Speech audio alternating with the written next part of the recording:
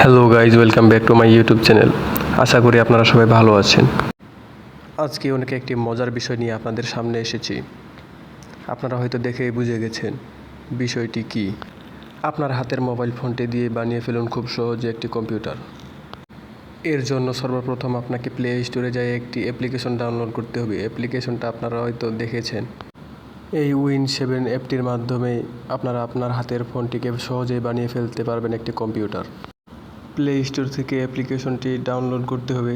আমার যেহেতু ডাউনলোড করা আছে আমি আর ডাউনলোড করলাম না। আপনারা এটি খুব সহজেই ডাউনলোড করে নিতে পারবেন।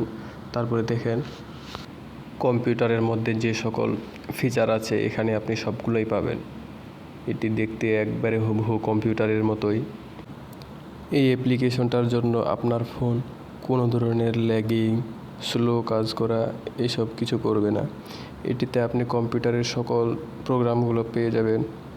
কম্পিউটারে যে সকল সেটিং আছে আপনারা এখানে সব কিছুই পেয়ে যাবেন খুব সহজেই। ভিডিওটি ভালো লাগলে অবশ্যই লাইক, সাবস্ক্রাইব করে দিবেন। ধন্যবাদ, ভালো থাকবেন।